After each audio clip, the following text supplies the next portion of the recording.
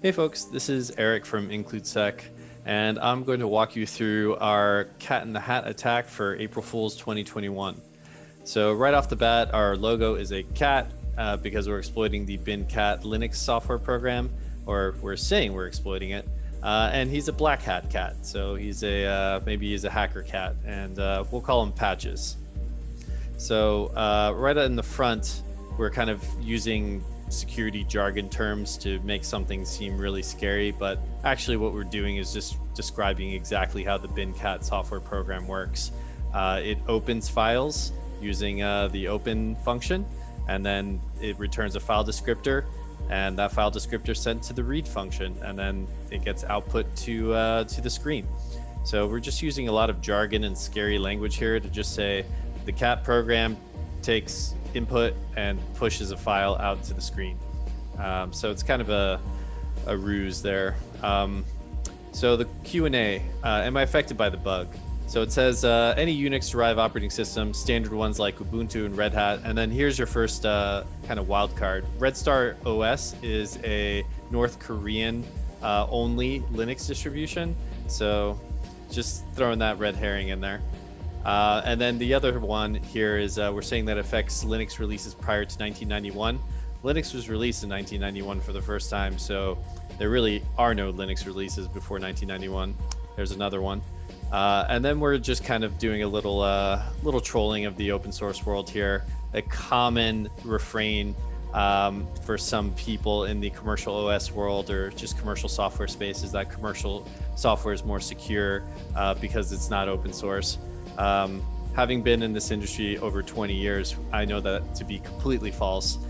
Commercial operating systems and open source operating systems are the same level of security, which is to say, So next, we're going to talk about the CVE.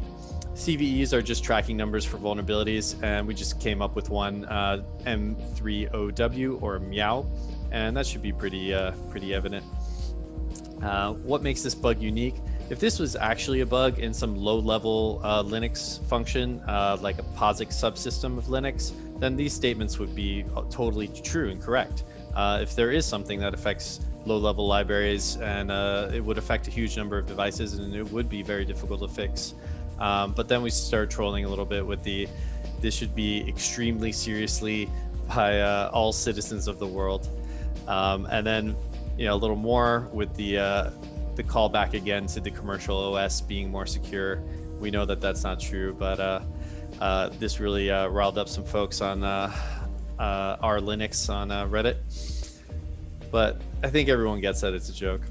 So then now we're talking about the actual exploit itself. So the Cat in the Hat attack is for processes that are configured with privileges to write to standard input buffer, which is all processes, and inject characters into the shell subsystem, which is any process can do that, and execute BinCat, which pretty much any process can do that.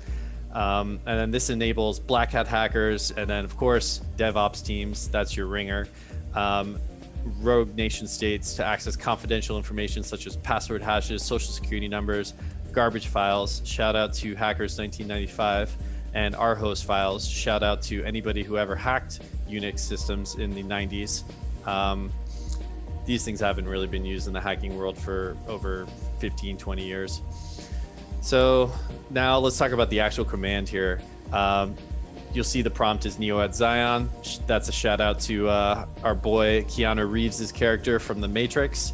Notice that it is using a root level login. So really, when you're root, you can do anything. So everything else that is shown here is total BS because you can do anything you want, you're root. So we're just throwing some wildcard commands here. We're doing some CDs and LSs, and then we're actually executing BinCat.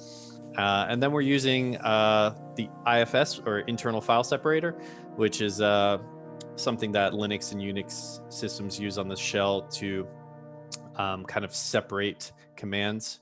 So you can, if you're ever trying to do an exploit where you can't use a space, you can use $IFS, and it'll work to kind of separate the arguments of the command to the shell script, or the program to run from the shell. And then we're catting out this the shadow. If you actually took the time to crack this hash over here, you'll find that it's just the password LOL. And then little shout out here to the old school hacker groups. If anybody remembers PHC back in the days, those guys were some pranksters, and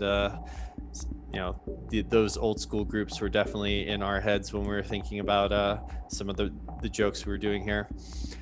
So how can I ensure my code is not vulnerable? So our friends over at R2C created this this rule here in their semgrep tooling, and it actually just flags like anything that's system or exec.ve using cat, and it actually works, and it'll flag the cat is out of the bag if it finds anything that uses cat.